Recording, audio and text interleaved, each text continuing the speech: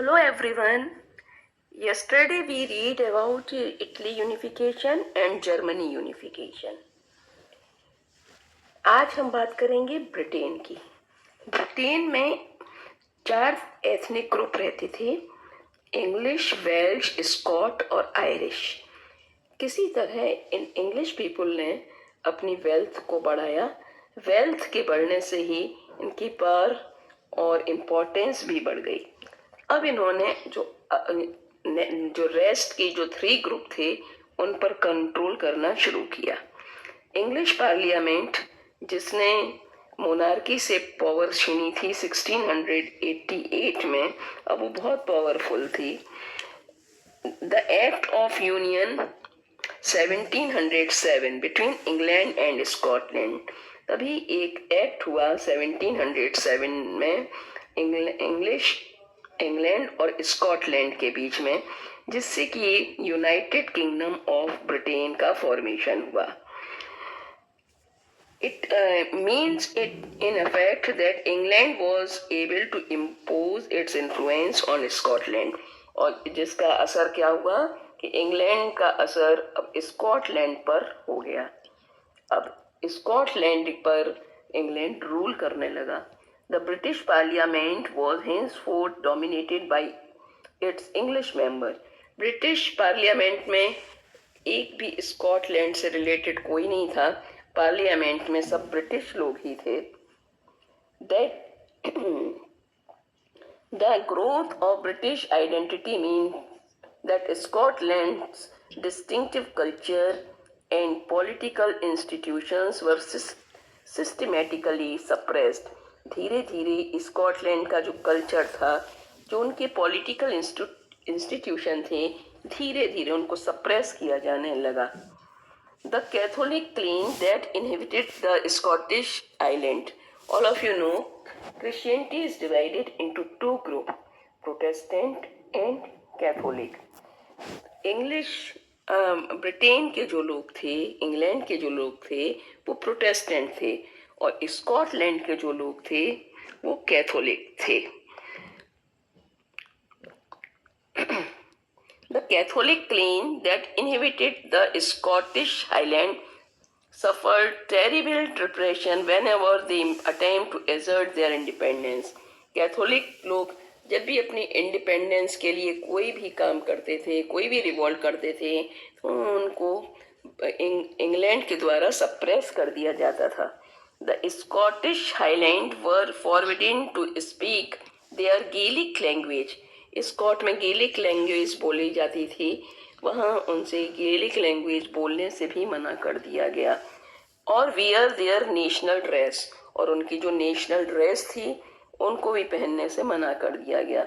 A large member were forcefully driven out of their homeland, और बहुत से Scott people को उन्हीं के घर से बाहर कर दिया गया। ऐसा ही सेम आयरलैंड के साथ हुआ। It was a country deeply divided between Catholic and Protestant. इस कंट्री में कैथोलिक और प्रोटेस्टेंट दोनों ही तरह के लोग रहते थे। The English helped the Protestant of Ireland to establish their dominance over largely Catholic country. English लोगों ने प्रोटेस्टेंट लोगों की हेल्प की कि वो कैथोलिक लोगों के ऊपर अपना डोमिनेंस बनाए। Catholic revolt against British dominance were suppressed, तो कैथोलिक लोगों ने रिवोल्ट किया, ब्रिटिश लोगों ने उस डोमिनेंस पर सप्रेस कर दिया उन लोगों को। After a failed revolt led by Wolfe Tone, इसके बाद एक और रिवोल्ट किया गया जिसको लीडर था वोल्फटोन एंड हिज यूनाइटेड आयरिशमैन, और उसके जो आयरिशमैन थे, आइलैंड वॉज फोर्सफुली इनकॉर्पोरेटेड। ये जो रिवॉल्ट हुआ वो 1798 में हुआ। वॉल्फटोन जिसका लीडर था, इसमें ब्रिटेन ने आयरलैंड को फोर्सफुली अपने यूनाइटेड किंगडम में जो बना था उसमें 1801 में आयरलैंड को भी मिला लिया। A new British nation was forged through the propagation of a dominant English culture.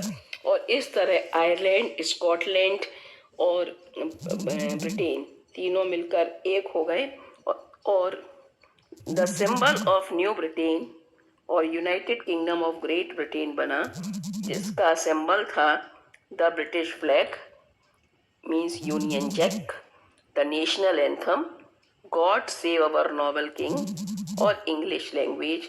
हर जगह इनको प्रमोट किया गया। नाउ डियर स्टूडेंट, अब हम एक कंपैरेटिव स्टडी करते हैं। यह आपको हेल्प करेगी जर्मनी, इटली और इंग्लैंड की यूनिफिकेशन को लर्न करने में।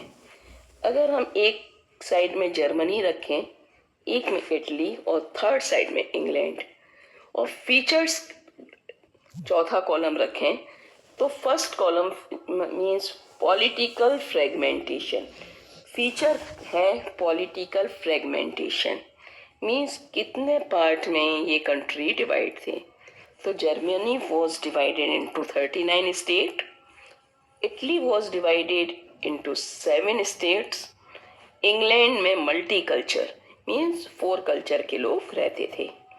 अगर हम सेकंड फीचर देखें टाइम पीरियड, तो जर्मनी में है 1850 ऑनवर्ड्स, इटली का है 1830s एंड इंग्लैंड का 1680s मीन्स यहाँ तब रिवॉल्ट होने शुरू हुए। लीडर स्टेट, कौन सा स्टेट सबसे आगे था? जर्मनी में प्रशिया, इटली में सर्डीना पीडमोंट, इंग्लैंड में इंग्लैंड।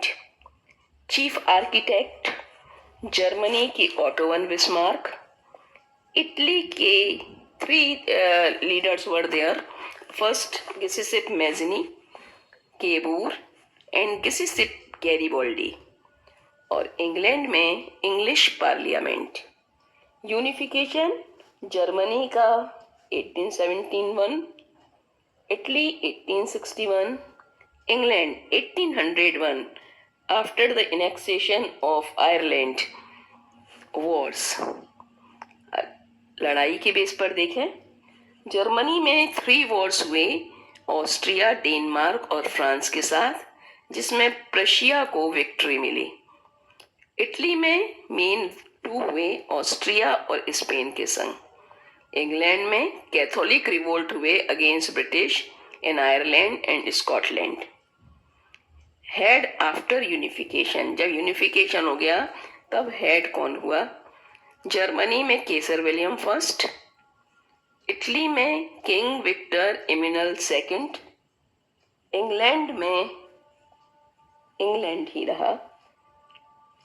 नाउ लास्ट हम देखें मेजर इवेंट, कौन कौन से इवेंट हुए इस दौरान। सबसे पहले जर्मनी में देखते हैं। Frankfurt parliament 1848 convened in the Church of St. Paul. The association drafted a constitution for a German nation headed by a monarchy subject to a parliament. Second event of Germany was 18 January 1871. An assembly comprising the Prince of German State, representative of the army, met at Versailles and declared William first as German emperor. अब हम Italy में देखते हैं कौन कौन से main event हुए। The attempt of Giuseppe Mazzini, founder of Young Italy का जो था, and other revolutionaries to establish unitary Italian republic failed. First जो अटेम्प्ट किया मैज़नी ने वो फेल्ड हुआ। Second Cavour, the chief minister of Sardinia Piedmont, defeated Austria in 1859. Third, Giuseppe Garibaldi succeeded in driving out a Spanish ruler in 1860. Last, 1861, Victor Emmanuel II was proclaimed King of United Italy. अब हम England में देखते हैं कौन से major event हुए। First, The Act of Union 1707 between England and Scotland resulted in the formation of United Kingdom. एक act हुआ इंग्लैंड और स्कॉटलैंड के बीच में जिससे यूनाइटेड किंगडम फॉर्मेशन हुआ। Second, 1801 Ireland was forcefully incorporated into the United Kingdom. Last and most important feature, changes after unification. Germany में modernisation of currency, banking, legal and judicial system. Italy में new liberal nationalist ideology was adopted. England में symbol of new Britain, the British flag, the national anthem in English language were actively proclaimed. Next part of the chapter is visualizing the nation. Nation को कैसे show करें, next part है। तो हम जब भी किसी नेशन को शो करते हैं तो हम क्या एक फीमेल फिगर को दिमाग में रखते हैं। फॉर एग्जाम्पल, जैसे अगर हमें इंडिया को शो करना है तो भारत माता, तो भारत माता को हम जो है वो है इंडिया की एलेग्री, ठीक है। ऐसे ही जर्मनी की जो एलेग्री है वो जर्मीनिया, और फ्रांस की जो एलेग्री है वो मैरीन है, मैरीन। तो मोस्टली एक फीमेल फिगर जो किसी से भी रिजेंबल ना करता हो उसको हम मान लेते हैं उसे, और उसको उस पर्टिकुलर चीज़ की एलेग्री, सिर्फ नेशन के लिए नहीं और भी बहुत सी चीज़ें हैं जिनके लिए एलेग्री का यूज़ होता है। Now question is that what is an allegory, what is an allegory. तो आप क्या आंसर लिखेंगे? When an abstract idea, for instance greed, freedom, liberty is expressed through a person or a thing। जब ये सब चीज़ें हम किसी पर्सन के थ्रू या किसी चीज़ से दिखाते हैं वो एलेग्री कहलाता है। जैसे for example, broken chain is the allegory of to be free, free होने का है ब्रोकन चेन। तो ये विजुलाइजिंग द नेशन। अब इसमें ये भी एक आता है कि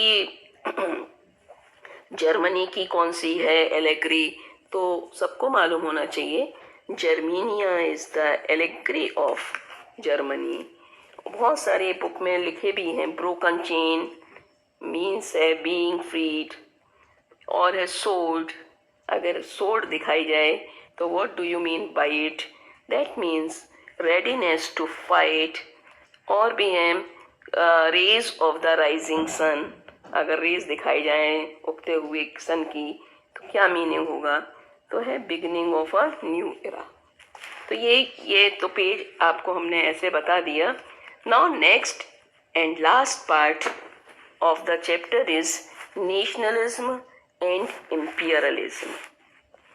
इम्पीरियलिज्म एंड नेशनलिज्म, तो यहाँ आपका स्टार्ट है कैसे? By the last quarter of 19th century, nationalism no longer retained in idealistic।